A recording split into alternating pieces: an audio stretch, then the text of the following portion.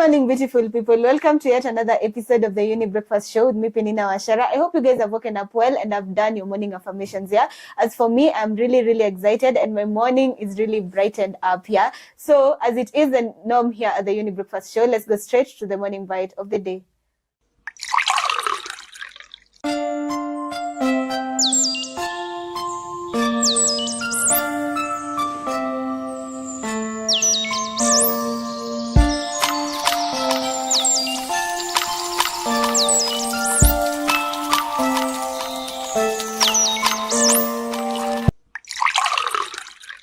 Today's show speaks to the silent pain behind too many closed doors. We are talking about gender-based violence, a topic that is uncomfortable, confronting, but necessary. Gender-based violence isn't just something we hear in news headlines. It is in our homes, schools, workplaces, and even places of worship. It affects women, men, and children. And in most cases, the scars go far beyond the physical. Today, we are unpacking what GBV really is, how it impacts mental and emotional well-being, and most importantly, how survivors can begin to heal and reclaim their voices. Remember, this show is proudly brought to you by Mutua and Younib organization, and we're trying to reach out to the community to teach you on matters mental health. So if you need any psychological help, you can always call the number 0700 352 250, and our very own psychologist will be able to help you out here. Remember also, if you want to suggest conversations that you want to hear from us, or you want to actually interact with us, you can always do so through our social media platform, Younib_TV on Instagram, Younib Media TV on Facebook, and there's a number on your screen, which is 0719 144 144, yeah? So again, our conversation for today is GBV, and joining us to unpack this conversation is our guest, who is a familiar face already, yeah? And I'd like, without any further ado, allow me to actually welcome him and also let him introduce himself, yeah? Good morning. Good morning, how are you? I'm fine, thank you. How is your morning? Morning is doing well. How about you? It's good. It's good. I'm grateful. Yeah, karibu sana kwenye Younib Breakfast Show. Thank you for having me again. Yeah, I hope you feel at home. Definitely, yeah. Yeah. Thank you. Kindly look at the camera and tell us who you are, mostly for the new viewers, maybe who have not seen your face. Yeah, kindly introduce yourself and then tell them what you do. Good morning. My name is Gedaliah Odoyo. I'm a counseling psychologist, and today we're speaking about GBV. Yes. Yeah. So as I introduced this conversation, again, I said it is really a conversation that really doesn't have a lot of people don't feel comfortable talking about it. Yeah. And recently I actually had somebody saying how they got to be abused in the church, which so many people keep under the roots, and they will always keep quiet about these conversations, yeah? And it's important for us to actually feel free, because these things are happening to men, also to female people. Most people will ignore for the male, but in true sense, everybody can undergo gender-based violence, and that's why it's called gender-based, yeah? So kindly tell us now, or be able to help us understand what gender-based violence is all about. So I'll explain it in very simpler languages. Okay. And so for a child to understand what it means that, being hurt and being mistreated because of your gender. Mm-hmm. So it often happens to women, it happens to children, it happens to boys, girls, and even to men. Yeah. So that is what gender-based violence. So I'll repeat, being hurt or mistreated by someone because of your gender. Okay. Yeah. Specifically your gender. Because of your gender. Yeah. Yes. Okay. So why is GBV often underreported, especially in certain cultures or communities? And I love it that you're bringing out culture as something, because some cultures, I think Africa, we are much of a patriarchal society. Yeah. And so it's many or most of the abusers are men. And these men are maybe key functions in the society. And so it happens that because of the kind of respect and maybe, from stories I've heard, even as we digress a bit from the explanation you want me to give, we find that they remind the people who have been abused that, so what kind of name will you be giving to the person who has abused you? Yeah. And so that's why most of these things are really underreported at the end of the day. And also cultures really want to cover on, you might find a chief somewhere misbehaving, a village elder misbehaving, a father who sponsors, a rich man, and so they'll try to do their best, like you don't have to report. They'll try to, financially compensate you, but that doesn't really bring back the emotions and the scars that have already been damaged. Yeah. Okay, so I hope we are following up on this conversation. And again, this is a critical conversation to have, because many of us have gone through gender-based violence and we just tend to keep quiet about it. We're not talking to people about it simply because the people who have, or our abusers, that is, are the people who maybe are seen as very superior people, as he explained. Yeah. So I'd like to know now, is GBV always physical, or can it be also emotional, financial, or maybe psychological as well? Before I touch on that first, there's something you have said I want us to just go back to. Okay. Sometimes I believe abuse and abusers, or abuser and an abusee, it's more about superiority. And some of the people who abuse, it's like a superiority complex. They do it so that they can feel superior towards a particular person. You have asked whether the different types. Yeah. Yes, there's physical violence or physical GBV. And so that, it's hitting, slapping, beating, kicking. And then there's emotional violence, which I think many of us have experienced. Insults, threats, bullying. And then there's sexual violence, touching. Here we have to be keen a bit, touching. So what will make touching become a gender-based violence issue and a sexual violence is that you didn't ask for consent, and automatically that becomes an issue for GBV. And then, and doing sexual things without permission. So for sexual violence, consent was not given, And sometimes, again, I know you're not talking about sexual violence, but you're talking about GBV as a whole. However, when your partner says no in the middle of whatever you guys are doing, then that becomes GBV. Okay. When you decide to proceed. Good. We have economic violence. So not allowing somebody to go to work and school. And so you only want the person to fully depend on you. So that's a whole issue that has to be sorted on. So that's why, some people will rather stay hungry than have a partner who doesn't want them to go to work, Then we have online violence. So these are people who send violent and hurtful, inappropriate messages. Yeah. Okay, so cybercrime can also be a type of violence. Yes. Okay, interesting. We've been, in our country today, we've seen a lot of women being killed. Can we classify femicide as part of gender-based violence? Yes, it is actually part of gender-based violence. Okay. Yeah. Okay. To my next question, what are some of the short-term and long-term psychological effects of on a GBV to a survivor? Just as I pray that you catch up with my videos talking about post-traumatic stress disorder. Then you come to realize that trauma constantly follows you. So in GBV, some of the short terms and long terms is that you just have constant trauma that you have to heal from. Anxiety, depression, body issues. You'll start feeling unworthy. So there's self-pity. So those are some of the things that will constantly follow you. Unless you deal with them. Okay. Yes. My next question is, how can trauma from GBV, as you've said, it's trauma, yeah? So how can trauma from GBV impact someone's ability to trust or form healthy relationships? Okay. So we do, there's a bubble doll experiment that is done. And so at first, the child is shown the doll and the adult is giving love to the doll. And so when the adult gives love to the doll, the child will also do the same. And so if this doll is punched, kicked, and it's given to the child will also do the same. So what am I trying to bring from this experiment or this thought? That automatically when somebody goes through GBV, and especially it's a key figure who has done this, then, for example, that key figure is a father figure or a mother figure or an elder brother, then it affects the kind of relationships he's going to have with people.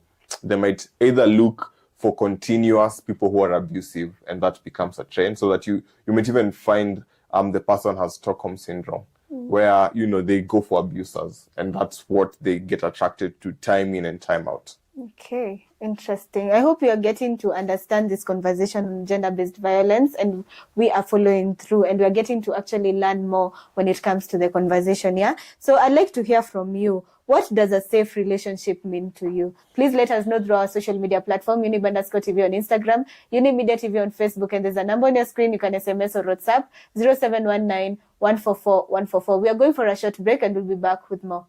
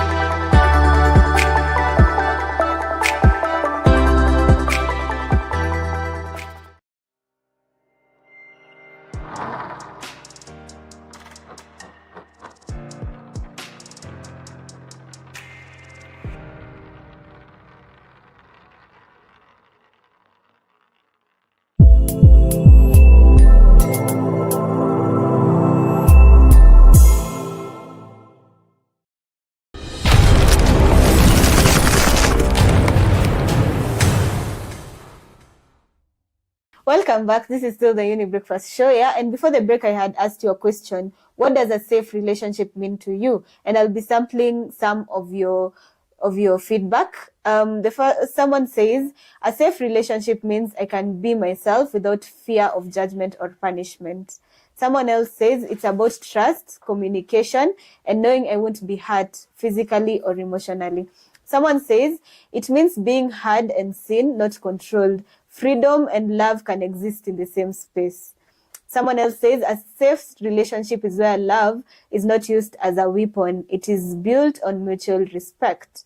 Someone else says, honestly, I'm still learning what a safe relationship looks like because I've never had one. Someone says, after years of emotional abuse, I now know safety means peace, not chaos dressed up as passion. And I'll sample the last one. It's about feeling supported or not controlled. I've found that with my current partner, and I'm grateful. Thank you so much for your feedback. Thank you always being there to open up and tell us what your thoughts are. Yeah? Please comment something about the feedback. Feedback. Yeah. Somebody has talked about safety, feeling safe in a relationship. Yeah. And actually, number one, I don't think love can be weaponized because love is meant to conquer. So I don't think somebody can use love as a weapon. Secondly, I've had a comment of somebody has said that, by being in a safe relationship means that you're being yourself. And that can also be a dangerous thought. I love it. However, that's a dangerous thought because sometimes being yourself means that, depending on whether you trust yourself and you won't hurt the other person. Yeah. Because I think as we psychoeducate people, as people go for therapy, then we develop this thought, be yourself, yes. But if being yourself is dangerous, then there's no need of being yourself because being yourself needs to be checked, Yeah. So I love the feedback, and I've loved somebody has said they're happy they got a partner who is making them feel safe. Yeah. And that's nice. And sometimes growing up now, as we get into the conversation a bit about GVV and, just trying to see that you might grow up in an environment where you didn't know how safety looks like. And so again, you need to find what safety is, and not safety because your partner is bringing it, safety because you know what safety looks like to you.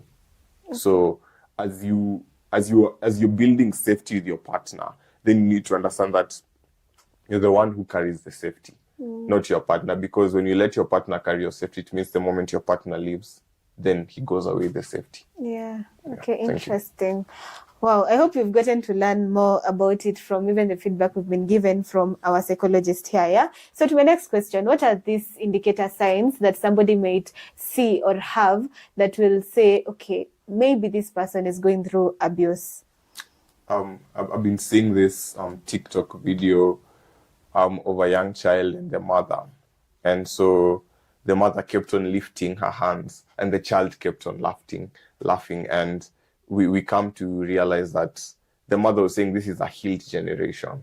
Because sometimes when you see somebody lift your hand so close to you, you will, you feel as if they want to slap you. Yeah. And so it means that you're really, there's something that has gone inside you that you're really dealing with, that you have to deal with. So how does it look like when you're in an environment that is safe, when you're in an environment that doesn't really bring you down? Then it means that you won't be reacting to such kind of things. Yeah. And those are some of the small things that we never really put into thought to realize that you went through GBV as a child. And again, I think in Africa and as a nation and as a continent and a society, some of the things we have experienced, we never realize what we experienced until now you go outside and you're sharing your stories with people who are not from your continent. And they're just like, oh, you did experience that. Then there's just so much that we really have to walk through. And some things are just inbuilt in our system. Whether we go for therapy, whether we talk, we might even end up transferring it to our children for the next generation. So there's just so much carefulness that we have to experience as we continue growing up in this life. Okay, interesting. I love the fact that you've mentioned a child in this conversation, yeah? And my next question is considering children. If, for example, people are in a family with abuse, what does it do to the child? Then this child might not know how to, the safety thought that was going around, might not know how safety looks like. Okay. Number two, the child might be attracted to an abuser, because what if that's the only environment that this child is exposed to? I've had some women say that, you know, like, if he doesn't beat me, he doesn't love me. Yeah. You know, I think you've had such kind of statements. Yeah. And so that automatically becomes a very difficult, you know, bond to chew, because how do you start explaining to this woman who has grown up seeing the mother being beaten, or who has grown up seeing, actually, you know, there's some communities where the fathers are really thoroughly caned, and maybe the father is an abusive drunkard, or the mother is an abusive drunkard. So how do you explain to this child? Or like, maybe she stays even with the grandfather and she sees the grandfather or the grandmother slapping the mother. How do you explain to this child, or this client, or this lady, or this man, or this boy, that is not a safe practice?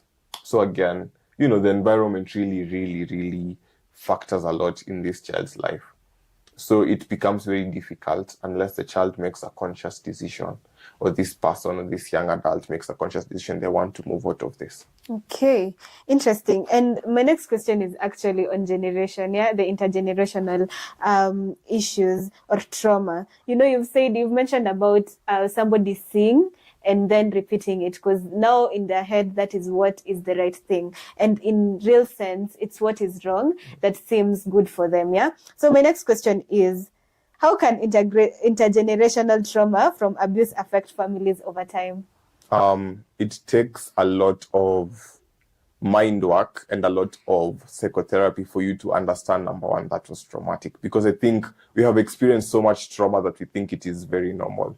So when it comes to intergenerational trauma, then you come to realize that you need to help this young person, you need to help this old person, because they might think it is very normal, and then they carry it to their next children. For example, in our African society, our parents do a lot of shouting, you know, and so even for us, we have normalized it, and we have normalized it with very small cues. I had a parent say recently that, you know, if I don't shout at them, watanizoea. Those are some of the things we say, like, you know, we feel like we have to shout for things to be done. However, I'm seeing what new age parents are doing, and they're doing their best not to shout at their children, because they believe you can conversate with your child, you can conversate with your partner without shouting. Yeah. Because, you know, I can listen, you don't have to elevate your voice. You know, automatically, some of us are already loud. We don't even have to shout. Yeah. So there's so much training that has to go, so much reprogramming of the brain that has to happen, so that some of the things that have been happening in your family, time in, time out, you should say, like, automatically it stops with me. I won't marry an abusive partner. You know, I won't put myself around abusive people. I won't be an alcoholic. You know, some of the things that really trigger you, some of the things that really push you to the extremes. And those are some of the things. And you need to be very keen. Like, are there patterns in your family that you have noticed? And what do you really want to do about it? Because you might think it is normalcy, and you'll continue being in that pattern. Wow, okay. I like the fact that you've said it's for us to actually sit down and look at the patterns, yeah? As we are going for this short break, I want us to be in that state of mind. Let's try and reflect on something that we've seen in our family and that we want to stop, yeah? So that we can be the first people to break it, yeah? So as we think about that, let's take this short break and we'll be back with more.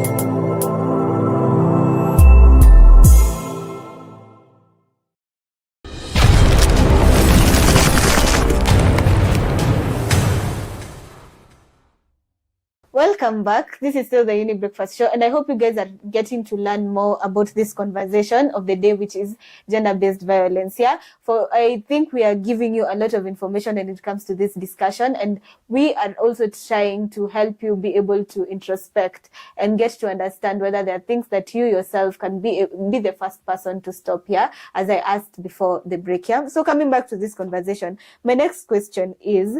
Are there particular factors that make someone more vulnerable to GBV? The biggest factor is environment, the kind of environment that person is in. Because when you're used to a particular environment, you make it safe for you. That's why you might find, as I digress a bit, somebody might be living in, like Mogadishu, for lack of better explanation, where maybe, bombs go on left and center, but it is a safe environment now. Yeah. You might want to remove them from out of that environment, but the environment doesn't leave them. So you might bring them here to Nairobi, but, they'll still be expecting for something like that to happen. So, number one, the environment will make somebody very susceptible to the kind of abuse or to the kind of things they've been experiencing. Maybe even as they seek for their next partner, they're trying to look for such kind of traits, So the environment. The environment mainly is the main factor. Okay. So how does therapy really help in rebuilding self-worth and emotional strength after abuse? Then there's this constant reminder that you're telling the victim that it's not their fault. There's a constant conversation that you need to have with your victim. Because sometimes, like I remember when we had the campaign at some years back, My Dress, My Choice. Yeah. And there were some women who were being stripped and that clothes were being torn. And I think, you'll hear saying that, Peninah amevaa nguo fupi, Peninah amevaa nguo fupi. But it's not in the nguo fupi. It's a character issue of the abuser. Yeah. So it's not in...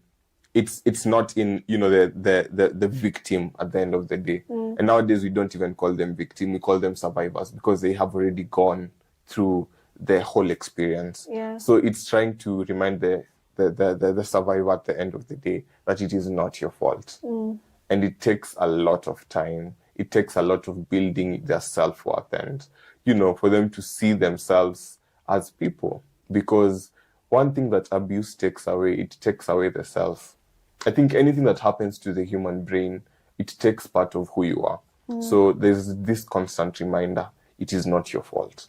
Okay, I love the fact that you've mentioned about dressing, because I know many of the people, the ladies who have undergone through GBV, they've been accused of being the people who have maybe dressed provocably, to be able to call the abusers to them, and sometimes it's not always the case. You can get somebody who was just very decent, very modestly dressed, but again, it still happened to them. So I'll just ask for people to be less judgmental, to actually give a listening ear to these people, because most often they won't talk about their issues, they won't talk about what they went through unless they are given the safe space to actually speak. And we should be we should not be very quick to judge mostly. Let's be people to just give a listening ear, So to my next question of the day, I'd like to ask, how can the community, because you see, the community is really, really important in this discussion, because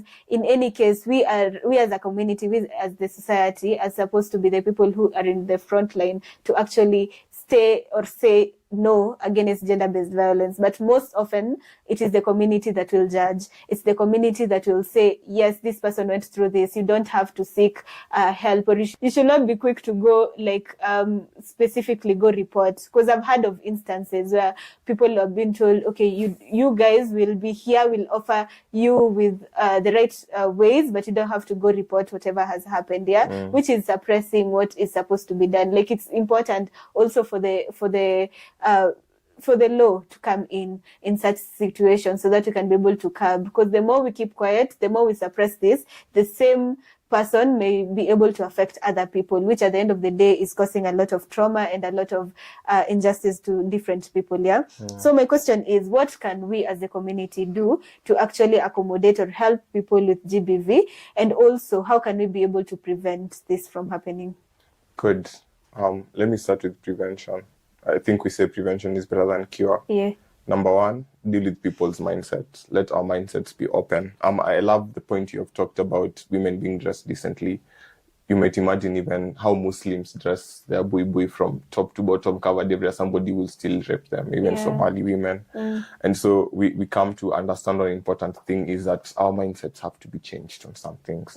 Not even some things, like nobody should be raping, nobody should be assaulting, nobody should be, pushing on economic violence, nobody should be bullying people online, But now structures have to be put. Now as we deal with the community, we need structures, we need systems. Like once somebody has been assaulted or either physically, emotionally, then where do they run to? Like are there places where they can get help? So that is one thing that communities need to handle. Number two, during the help, is the perpetrator under check? Because nowadays the perpetrator might be a millionaire and he has the right money to grease some hands. Then do we have structures to put this person in law?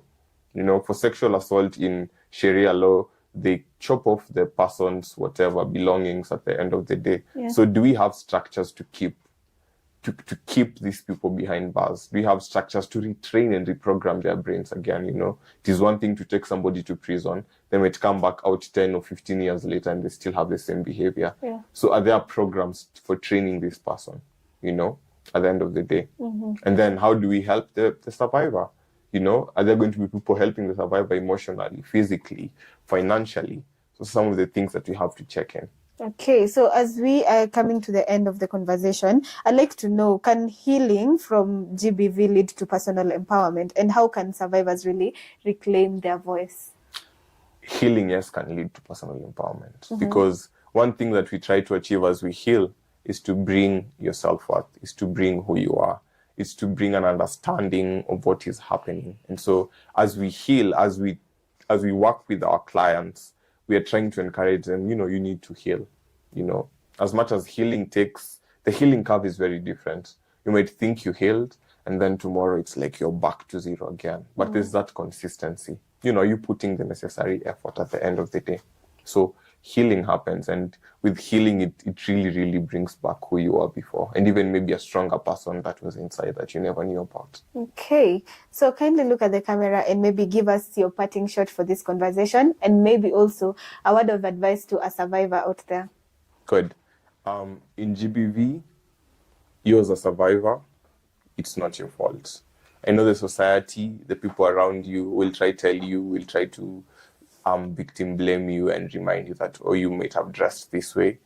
I'm just here to remind you this morning, it is not your fault. Number two, seek help. Talk about it. Keeping quiet doesn't protect anyone. For example, if you're sexually assaulted, we need to make sure that you're not exposed to any of the STIs and STDs. Apart from that, you need psychosocial support. Number three, report. Talk about it. Let us know what is happening. Okay, thank you so much for coming and helping us be able to understand gender-based violence, which is a conversation that most often goes, people are not actually open to speaking out about it. So asante sana for your time and for helping us be able to actually have this conversation. Thank you. Na karibu tena. Thank you. Yeah, you're always welcome.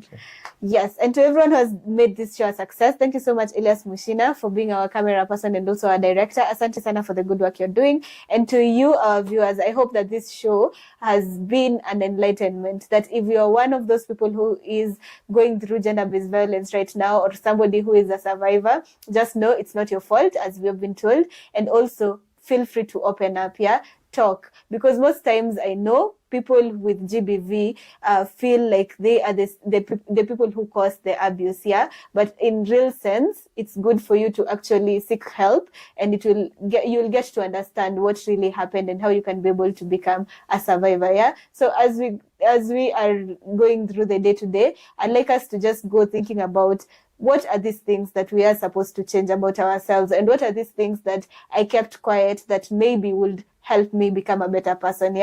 So until next time, do have yourselves a beautiful day ahead. Goodbye.